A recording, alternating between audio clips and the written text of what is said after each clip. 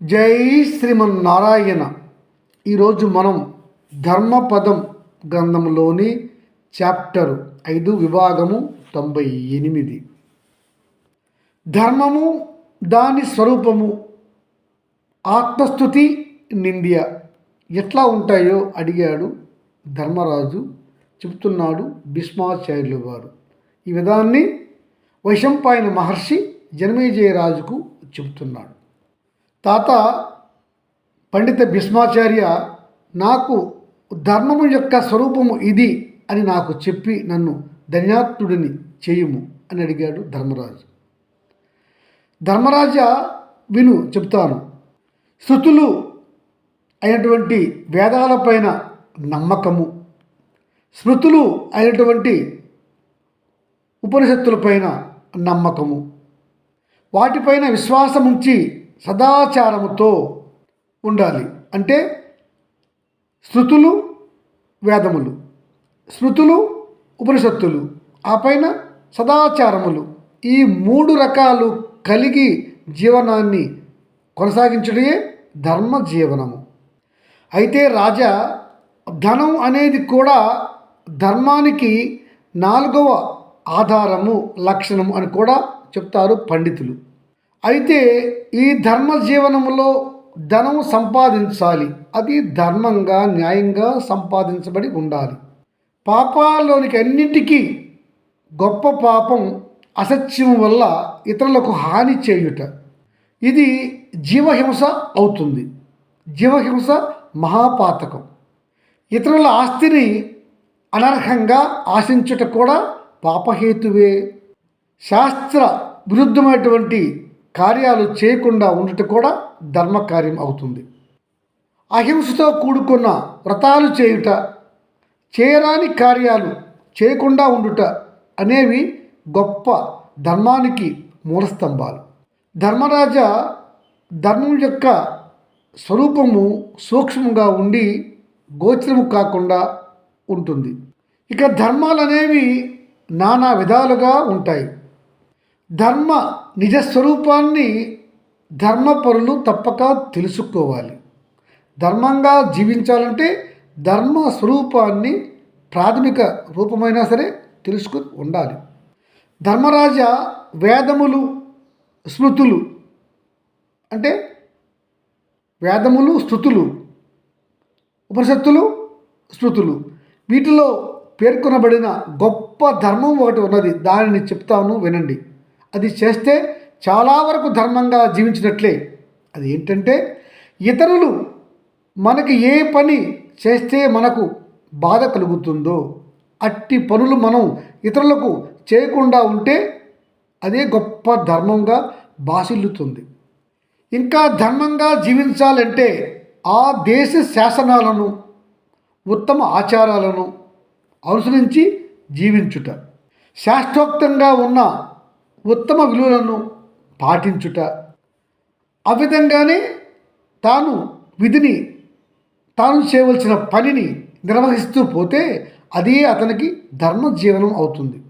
రాజా, సదాచారము అనేది ధర్మానికి మూల స్వరూపముగా మనం భావించవలసి ఉంటుంది అని అనగా అడుగుతున్నాడు ధర్మరాజు. సదాచారము అంత గొప్పదియా తాత? అది ఏమిటో నాకు సెలవీయరా అని అడిగాడు. ధర్మరాజా, సదాచారాలను వేదములు స్మృతులు నిర్వహించాయి. వీటిని అంటే ఈ వేదములు స్మృతులు కలిసి నిర్వచించినటువంటి ఆచారములే సదాచారములు. అంటే శృతులు స్మృతులు నిర్ణయించాయి సదాచారాలను. ఇంకా సులువుగా చెప్పాలంటే రాజా, ఉత్తములు, మహాత్ములు, పుణ్యపురుషులు, ధర్మపరులు ఏ ఆచారాలను సదాచారాలుగా నిర్వహించారో వారిని మనము ఆచరిస్తే, వారిని మనం అనుసరిస్తే అది ధర్మజీవనం అవుతుంది. అంటే ఉత్తములు ఆచరించినటువంటి ధర్మజీవనాన్ని అందరూ అనుసరించాలి. అది ఏ ధర్మజీవనం, అది ఏ సదాచారము అని తెలుసుకో. ధర్మరాజా, పూర్వకాలంలో జాజిలి అనేవానికి తలాదారుడు అనే వైశ్యునికి ఒక సంవాదం జరిగింది. జాజిలి అనేవాడు ఋషీశ్వరుడు, ఈ తలాదారుడు అనేవాడు వైశ్య శ్రేష్ఠుడు. ఈ జాజిలి ముని చాలా కాలం తీవ్ర తపస్సు చేస్తున్నాడు.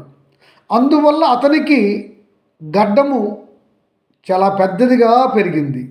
ఆ గడ్డములో వందల సంవత్సరములు ఉండటం వల్లనేమో కానీ పిచ్చుకలు, చిన్న చిన్న పక్షులు ఆ గడ్డంలో గూళ్ళు కట్టుకుని జీవిస్తూ ఉన్నాయి. వాటిని చూసి ఆ జాజిలి ముని, నేను గొప్ప ఋషీశ్వరుడిని, నా గడ్డములో ఇన్ని పక్షులు గూళ్ళు కట్టుకొని జీవిస్తున్నాయి అని తనను తాను పొగుడుకుంటూ పొంగిపోయేవాడు. ఇంకా తాను ఇలా అనుకునేవాడు, నేను గొప్ప నిష్ఠతో ఈ తపస్సు చేస్తున్నాను, నా ఎంత నిష్ఠతో తపస్సు చేసేవారు ఇంకెవరైనా ఉన్నారా అని తనలో తాను భావించుకొని పొంగిపోయేవాడు. అయితే అది విన్నటువంటి ఆకాశవాణి ఇలా అన్నది, ఓ జాజిలి ఋషివర్య, నీవు అంత గొప్పవాడేమీ కాదు. నీలాగా తలాదారుడు అనే వైశ్యశ్రేష్ఠుడు అనుకోవటం లేదు.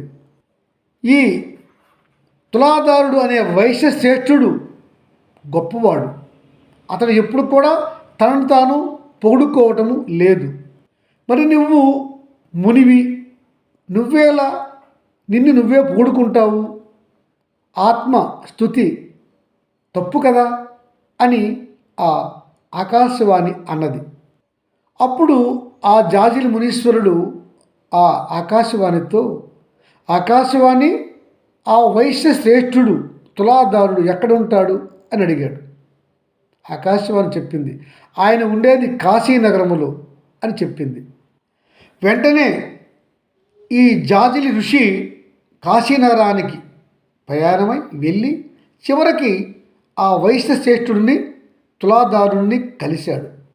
అక్కడ ఆ తులాదారుడు అనే వైశ్య శ్రేష్ఠుడు సామాన్య ప్రజాజీవనంలో ఉన్నాడు. తన దగ్గరికి వచ్చినటువంటి జాజిలి ఋషిని అతడు ఘనంగా సత్కరించాడు. ఆ తులాదారుడు అనే వైశ్య శ్రేష్ఠుడు జాజిలి మునితో అంటున్నాడు, మునీశ్వర, మీ గడ్డము చాలా బాగా పెరిగినది.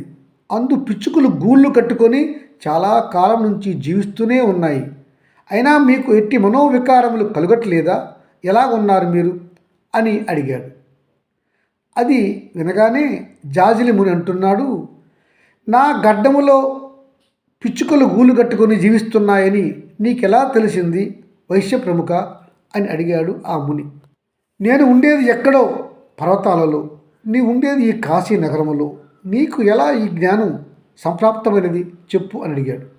ఋషివర్య, నేను చేసే వ్యాపార క్రయ విక్రయాలలో ఎట్టి మోసాలను నేను చేయను. రాజ్య శాసనాల బట్టి నిర్ణయమైన లాభాన్ని మాత్రమే నేను తీసుకొని వస్తు విక్రయం చేస్తూ ఉంటాను. నేను ఎల్లప్పుడూ కూడా రాజ్య శాసనాలను గౌరవిస్తూ ఉంటాను. నేను ఎప్పుడూ లాభం వచ్చినా నష్టం వచ్చినా ఒకే విధంగా ఉంటాను, కానీ లాభం వస్తే పొంగిపోను, నష్టం వస్తే కృంగిపోను. నేను ధర్మజీవనాన్ని అలవాటు చేసుకున్నాను, వైరాగ్యంతో ఉన్నాను. మట్టిని బంగారాన్ని నేను సమానంగా చూస్తాను. అంటే నాది కాని దానిని నేను ఉత్త పనికిరాని మట్టితో పోల్చుకుంటూ ఉంటాను. స్తుతి, నిందలు చేయుట, నన్ను నేను పొగుడుకొనుట అనే కార్యక్రమాలు ఎప్పుడు నా దగ్గరికి చేరవు. నేనైతే అన్ని ప్రాణుల ఎడ దయా, కనికరము, జాలి కలిగి సమభావంతో ఉంటాను. నేను ఎప్పుడూ అసత్యము పలుకను, సత్య జీవనమే చేస్తాను. నేను కోరికలతో అరులు చాచుకుంటూ అది కావాలి ఇది కావాలి అని నేను ముందుకు పరుగులు తీయను. నాకు కీర్తి రావాలి అనే కోరిక కూడా లేదు. నేను ఎవరికి హాని చేయడానికి ఇష్టపడను. నేను ఎవరికైనా సహాయం చేస్తే దాన్ని నేను మర్చిపోతాను. సహాయం చేశాననే ఆలోచన నా మనసులో నుంచి తీసివేస్తాను. నేను ఇంటిలో కానీ నా ఈ దుకాణంలో కానీ ఉపయోగించే వస్తువులు నా ఆదాయానికి సరిపడి, నా ఆదాయానికి లోబడియే ఉంటాయి. నా ఆదాయానికంటే ఎక్కువ విలువ గల వస్తువులు నేను ఎప్పుడూ కొని ఉపయోగించను. నాకు ఉన్న జ్ఞానంతో దేనిపైన నేను రాగముతో ఉండను, అనురాగంతో ఉండను. దేనిపైన నేను ద్వేషంతో ఉండను. నేను నా భార్యతో మాత్రమే ఋతుకాలంలో సంగమిస్తూ ఉంటాను, అంటే బ్రహ్మచర్యంతో ఉంటాను. నేను ఇతర స్త్రీలను మంచిగా గౌరవిస్తాను. నేను ఎల్లప్పుడూ మితాహారాన్ని, శాకాహారాన్ని మాత్రమే తీసుకుంటాను. నేను ఈ విశ్వాన్ని బొమ్మలో ఒక చిత్రంగా మాత్రమే చూస్తాను. అనగా ఈ లోకమంతా చిత్రంలో, చట్రంలో ఒక బొమ్మ ఎలా ఉంటుందో అలాగ మాత్రమే నేను చూస్తాను. అందువల్ల నేను ఎటువంటి విషయాలు నన్ను తాకడానికి ప్రయత్నించవు, తాకవు. అందువల్లే నేను పాపములు నాకు అంటకుండా నేను నీటిలో ఉన్న కలువపై ఎలా, తామరాకుపై ఎలా నీటి బిందువులు అంటవో అలా నాకు పాపములు అంటకుండా ఉన్నాయి. ఎందుకంటే నేను నిస్సంగ స్థితిలో ఉంటాను. ఈ విషయాలు నా గురించి నేను ఎవరికి ఎప్పుడూ చెప్పలేదు, చెప్పను కూడా. ఈరోజు మీరు తపో సంపన్నులు, నన్ను చాలా దూరం నుంచి వచ్చి అడుగుతున్నారు కనుక ఉన్న విషయాలను అసత్యం కాకుండా సత్యాన్నే మీకు చెప్పాను అని చెప్పాడు ఆ వైశ్యశ్రేష్ఠుడు. అనగా ఆ ఋషి జాజిలు అంటున్నాడు, వైశ్యశ్రేష్ఠ తులాధార, నీవు చేసే యజ్ఞములు ఏమిటి, సత్కర్మలు ఏమిటి చెప్పు అని అడిగాడు. మునివర్య, కోరికలతో కూడిన తపస్సు నేను చెయ్యను. ఫలాపేక్ష కొరకు ఆశిస్తూ యజ్ఞములు, యాగములు నేను చెయ్యను. ఎందుకంటే అందులో లోభము, కామము ఉన్నది. గనుక ఇట్టి కార్యాలను దేవతలు మెచ్చరు. మునీంద్ర, ఎవడు సత్యమే మహాయజ్ఞమని భావించి సత్య జీవనము చేస్తాడో అతడిని దేవతలంతా గుర్తిస్తారు, గౌరవిస్తారు, ఆదరిస్తారు. ఎవడైతే అహింసా వ్రతాన్ని పాటిస్తాడో అతడిని సర్వదేవతలు ఆదరిస్తారు, హర్షిస్తారు, మెచ్చుకుంటారు. ఋషీశ్వర, ఎవరైతే ధర్మములో రమిస్తారో, సర్వ కాలాలలో ధర్మజీవనము చేస్తూ ఉంటారో, బుద్ధిలో అసంగత్యాన్ని పాటిస్తాడో, అలా అతడు నిర్మల హృదయంతో జీవిస్తూ ఉంటే అట్లాంటి వాడికి కర్మరాహిత్యం వలన కలిగే ఆనందము గొప్పగా ఉంటుంది. అతనికి తప్పక ఆనందం సిద్ధిస్తుంది. ఇది నా వంతు కర్మ అని పూజ్యంగా భావించి కర్మను చేస్తే అతనికి అది భాషిస్తుంది. అంతేగాని ప్రయోజనాన్ని ఆశించి చేసే కర్మల వలన అతనికి పుణ్యఫలము దగ్గరకు చేరదు, భాషించదు.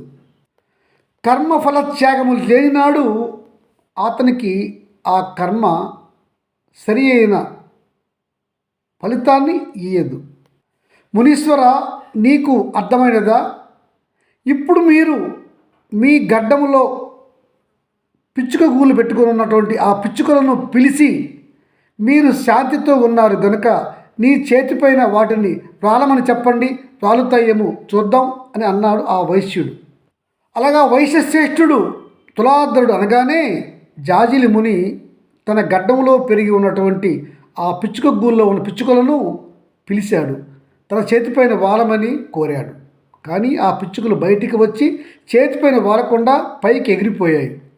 ఆ పిచ్చుకలు పైకి ఎగిరిపోయి జాజిలి ముని, మేము పిచ్చుకలము కాము, ధర్మదేవత పంపినటువంటి ఆమె యొక్క దూతలం మేము. జాజిలి ముని, నీ హృదయంలో ఉన్నటువంటి ఆలోచనలు సరికాదు. మేము ధర్మం చెప్తాము, వినండి.